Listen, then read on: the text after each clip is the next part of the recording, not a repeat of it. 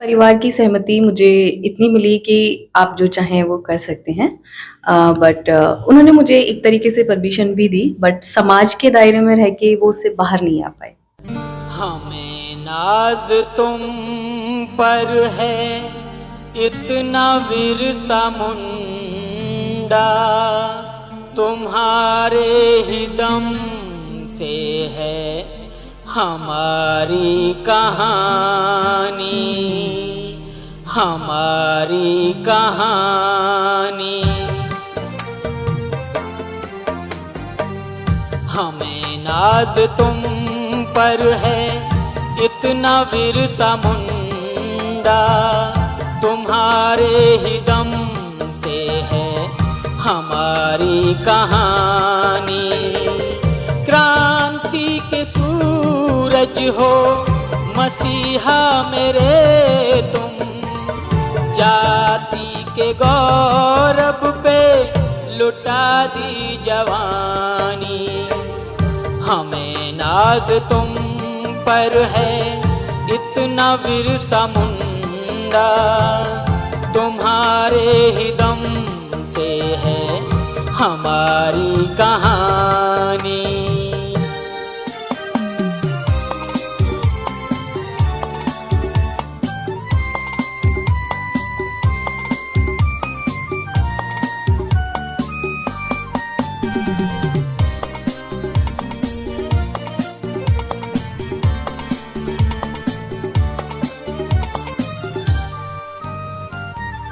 ये धरती हमारी, ये जंगल हमारा,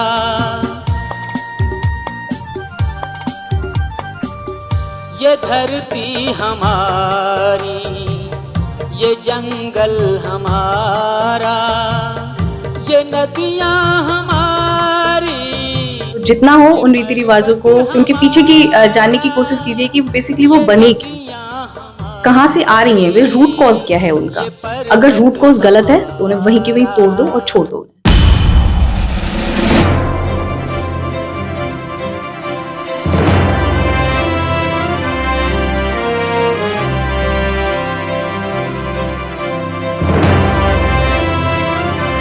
सभी साथियों नमस्कार, मैं रविंद्र कुमार, आप देख रहे हैं अंबेडकर प्राइम चैनल। साथियों, आपका हमारे चैनल पे बहुत बहुत स्वागत है और मैं आपको आज संसार के उन रीति रिवाजों को तोड़ते हुए उस परिवार से मिलाता हूँ जो सांसारिक जीवन में प्रवेश कर चुके हैं। और ऐसा एक सांसारिक जीवन जो कि कुरीतियों से, अंधविश्वासों से भरा हुआ हमारा संसार, और उस संसार के आडंबरों को छोड़कर और एक ऐसे जीवन को उन्होंने अपनाया है जो कि सभी स्वीकार नहीं करते हैं। हम इनसे मिलाते हैं। नमस्कार बेटा, अपना परिचय दीजिए। मेरा नाम अरुण कुमार गौतम है। मैं जिला गाजियाबाद साहिबाबाद क्षेत्र में रहता हूँ, वृंदावन गार्डन में। और मेरी उम्र 31 वर्ष है। मैंने, अगर एजुकेशन बैकग्राउंड की बात करें तो मैंने मास्टर्स किया हुआ है फिलॉसफी से, और करंटली मैं एक सिविल सर्विसेज के इंस्टीट्यूट जो कि उसका प्रशिक्षण देता है, मैं उसमें एज अ मेंटर स्थापित हूँ। अच्छा, तो आप लोगों को शादी की शुभकामनाएं। Thank you so much sir. बेटा, आप अपना परिचय दीजिए। मेरा नाम मनीषा शर्मा है, और अगर एजुकेशन बैकग्राउंड की बात करें तो मैंने मास्टर्स किया है 2 टाइम्स, और DLED किया है, सीटेट क्वालिफाइड हूँ, and now I am preparing for UPSC। And मेरा एक यूट्यूब चैनल भी है जिसे मैं रन करती हूँ, स्टडी रूट्स। एंड मेरे मदर पेरेंट्स की बात की जाए तो वो अलीगढ़ से हैं, मैं बेसिकली अलीगढ़ से हूँ। आप लोगों ने जो ये नया जीवन अपना स्वीकार किया है, क्या आपको पता है कि आपके हस्बैंड जो कि उस दलित कास्ट को बिलोंग करते हैं, जो हमारे देश के अंदर छोटी जाति कह के उन्हें पुकारा जाता है, क्या आपको पता है? जी, मैं बहुत अच्छे से जानती हूँ पिछले 5 सालों से। तो आप इनसे जो सब कुछ जानते हुए शादी की है, क्या पारिवारिक आपकी सहमति मिली? मेरे परिवार की सहमति मुझे इतनी मिली कि आप जो चाहें वो कर सकते हैं। बट उन्होंने मुझे एक तरीके से परमिशन भी दी, बट समाज के दायरे में रह के वो उससे बाहर नहीं आ पाए। जो मैं बाहर आ पाई। उन्होंने पे एक समाज का प्रेशर था, उन्होंने कहा कि हम उसमें इंक्लूड नहीं हो पाएंगे, आप जो चाहें वो कर सकते हैं। तो एक तरीके से उनका मुझे सपोर्ट ही मिला, उन्होंने मुझे फ्रीडम दिया कि आप जो चाहें कर सकती हैं, बट हम उस दायरे को नहीं तोड़ सकते हैं। तो आपका कहने का मतलब है जो संसार के जो रीति रिवाज हैं, आप तो बाहर आ गए निकल के, लेकिन आपके पेरेंट्स नहीं निकल पा रहे हैं, ऐसा क्यों हो रहा है? देखिए, एक रूढ़िवादी इसको प्रथा बोल सकते हैं। मैं इसे आपको एक एग्जांपल के ज़रिए समझा सकती हूँ कि बहुत टाइम पहले एक बच्चे की शादी हो रही थी और वहाँ पे एक बिल्ली मरी हुई पड़ी थी। देन उसके दादाजी आते हैं, उस पे एक टोकरी रखते हैं और सभी उसके ऐसे ही क्रॉस करके निकल जाते हैं। तो जब वो बच्चा एजेड होता है, जब वो दादाजी बनता है, उसके भी बेटे की शादी हो रही होती है, तो वो क्या कहते हैं, रुको, रुको यहीं पे, एक बिल्ली मारी जाएगी, उस पे टोकरी रखी जाएगी, उसको ऐसे क्रॉस करके जाया जाएगा और ये अगेन एंड अगेन एक प्रथा बनती चली गई। इसके कंसीक्वेंसेस कितने पूछे कि कब प्रथा बनी, क्यों बनी? हम ऐसे ही अपनी रूढ़िवादी प्रथाएं बनाते हैं और उनको कंटिन्यूअस फॉलो करते चले जाते हैं। मुझे इन चीज़ों का कोई सेंस नहीं लगा और जब मैंने बहुत सारा रिसर्च किया तो मुझे ऐसे मिथ्स मिले जिन्हें मैं बस कर सकती हूँ। तो मुझे लगा कि शायद ये नहीं है ठीक।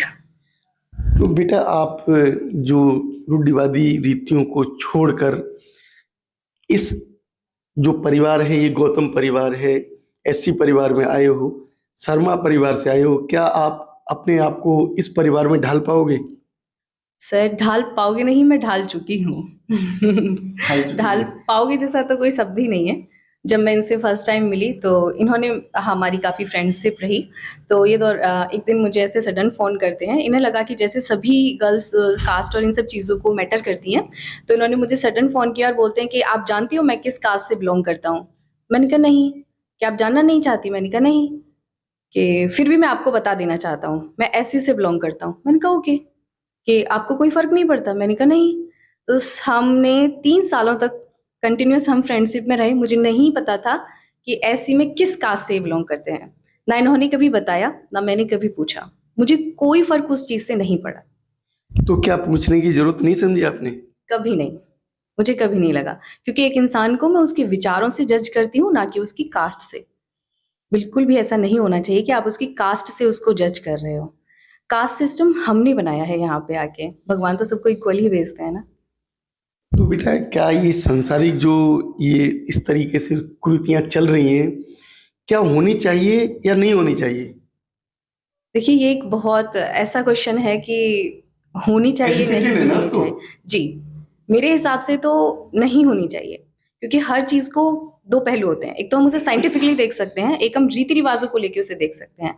तो जितना हो उन रीति-रिवाज़ों को, कि उनके पीछे की जानने की कोशिश कीजिए कि बेसिकली वो बने क्यों? कहाँ से आ रही हैं वे, रूट कॉज़ क्या है उनका? अगर रूट कॉज़ गलत है, तो उन्हें वहीं के वहीं तोड़ दो और छोड़ दो।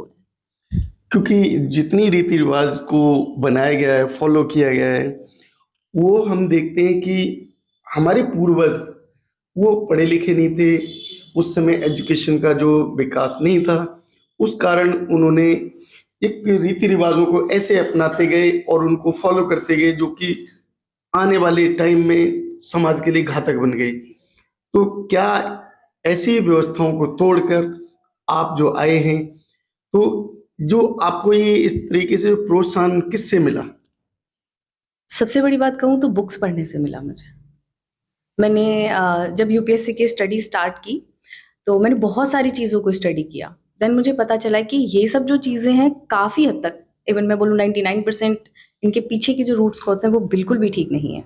देन मैंने फिर अदर बुक्स को भी पढ़ा, जैसे रिडल्स इन कास्टिज़्म, डॉक्टर भीमराव अम्बेडकर की एक बुक है। उसमें इतने सारे जो मिथ्स हैं उनको बस्ट किया गया है कि माइंड अपने आप से एकदम ओपन हो जाता है कि ये सब नहीं होना चाहिए, ये बिल्कुल गलत है। अगर मैं यहाँ बताऊँगी तो कंट्रोवर्सी हो जाएगी कि उसमें क्या-क्या लिखा हुआ है, बट मैं आपके सभी व्यूअर से रिक्वेस्ट करना चाहूँगी कि उस बुक को ज़रूर पढ़ें, क्योंकि वो बहुत माइंड ओपन करती उस बुक का दोबारा नाम बताइए व्यूअर्स को। है। ओके, रिडल्स इन कास्टिज़्म, डॉक्टर भीमराव अम्बेडकर। तो कहने का मतलब है कि आप बाबा साहब अम्बेडकर के फॉलोअर्स हैं। हाँ, कह सकते हैं आप। मैं उन्हें क्योंकि बहुत दिल से फॉलो करती हूँ। बाबा साहब अम्बेडकर ने एक महिलाओं के लिए एक कोड बिल बनाया था जिसका नाम था महिला कोड बिल। महिला कोड बिल वो किस लिए था, कुछ आइडिया है आपको? महिला कोड बिल था कि वुमेन्स को एम्पावर किया जाए, यस, वुमेन्स को एम्पावर करने के लिए था। बट बेसिकली क्या हुआ था, जब हमारा कॉन्स्टिट्यूशन रिफॉर्म किया जा रहा था तो उसमें अमृता राव करके और 2-4 और लेडीज़ थीं, तो जो बाबा साहब थे उन्होंने बोला कि हमें वुमेन्स को अलग से राइट्स देने चाहिए। बट आई डोंट नो कि जो वहाँ पे कॉन्स्टिट्यूशन जब रिफॉर्म किया जा रहा था, वहाँ पे कुछ लेडीज़ बैठी थी, उन्होंने उस चीज़ को अपोज़ किया कि नहीं, हम अपने दम पे सारी चीज़ें करेंगे। जबकि मुझे नहीं लगता कि आज तक भी हम उस चीज़ को अचीव कर पाए हैं। क्या आप मानते हो कि अगर बाबा साहब अम्बेडकर का जन्म नहीं हुआ होता देश के अंदर, तो क्या महिलाओं को जो आज आज़ादी है मिल सकती है? बहुत मुश्किल था, बहुत मुश्किल। बहुत मुश्किल। एक तरीके से मैं एग्ज़ाम्पल के तौर पे आपको बोल सकती हूँ। हमारा भारत, हम एक वो तस्वीर देख सकते थे जो आज हम पाकिस्तान और अफ़गानिस्तान में देखते हैं। Right, right. हम वो तस्वीर भारत की देख सकते थे अगर बाबा साहब भारत में नहीं होते तो। उन्होंने बहुत सारी कोशिश की, इवन वुमेन्स के लिए भी की, और भी बहुत सारे सेक्टर्स में उन्होंने कोशिश की, और बहुत सारी चीज़ें आज भी ऐसी हैं जिन पे हम डिस्प्यूट करते हैं, बट आज भी कॉन्स्टिट्यूशन में वो अप्लाई नहीं हो पा रही हैं। तो ऐसी बेटी को देश को सलाम करना चाहिए, जो कि सिस्टम को बदलने की इन्होंने ठानी है। और इसी क्रम में हम इस बेटे को भी कहते हैं कि बहुत अच्छा किया। तो बेटा, आपका जो है आगे का जो रणनीति है परिवार को लेके क्या है? सर, सबसे पहले मुझे इनके अंदर जो क्वालिटीज़ दिखाई दी थी वो ना केवल एक स्टूडेंट के तौर पर बल्कि एक लाइफ पार्टनर के तौर पे भी मुझे साफ साफ नज़र आती थी उस टाइम पे भी, और आज भी मुझे क्लियर नज़र आती हैं। सो आगे अगर हम अपने एजुकेशन गोल की यदि बात करें, क्योंकि अब हम मैरिड हैं, तो अब हमारे आगे के जो कुछ डिसीजंस हैं वो भी अफेक्ट होंगे ही, वो भी प्रभावित होंगे ही, और उन्हें वक्त वक्त पर हमें एक नई धारा भी देनी होगी, एक नया मोड़ भी देना होगा। सो पढ़ाई लिखाई को लेकर तो जैसे कि बी आर अम्बेडकर कहते ही आए हैं कि शिक्षित बनो। शिक्षा तो एक आजीवन क्रम है जो कि चलते रहना चाहिए। तो हम अपनी पढ़ाई को तो कंटिन्यू करेंगे ही, बल्कि कल तक हम लोग सिंगल थे, अलग थे, आज हम लोग साथ हैं तो बहुत ही स्ट्रांगली, जैसे दोनों हाथ मिलके स्ट्रांग बन जाते हैं, ठीक उसी तरीके से स्ट्रांग बन के पढ़ाई को भी कंटिन्यू करते रहेंगे निरंतर। और दूसरा सर, घर परिवार की बात है तो हमारे पेरेंट्स हमारे साथ में हैं, तो हमारे लिए बहुत बड़ी ब्लेसिंग्स हैं। हमारे ऊपर उनका आशीर्वाद अब 24 घंटे रहेगा, तो हम बहुत ही कॉन्फिडेंट फील करेंगे, सेफ और सिक्योर भी फील करेंगे। सो परिवार को भी हम उसी ही मतलब पेरेंट्स के मार्गदर्शन में और आपसी सलाह उससे जो भी पॉजिटिव हमारे डिसीजंस हैं डिस्कस करके आगे कंटिन्यू करेंगे।